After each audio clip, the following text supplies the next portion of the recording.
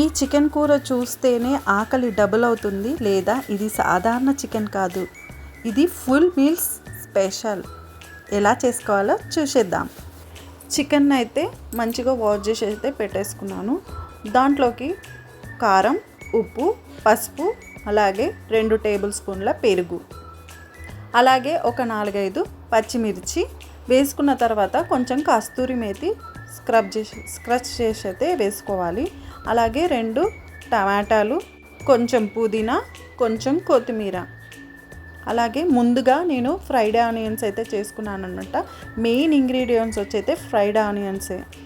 తర్వాత కొద్దిగా గరం మసాలా, అలాగే కొద్దిగా ధనియాల పొడి, కొంచెం జీలకర్ర పొడి, ఇవన్నీ వేసేసుకొని మనం ముందుగా ఆనియన్స్ అయితే ఫ్రై చేసుకున్నాం కదా, అదే ఆయిల్ని యూజ్ చేసుకోవాలి, దీంట్లో వేసేసుకోవాలి.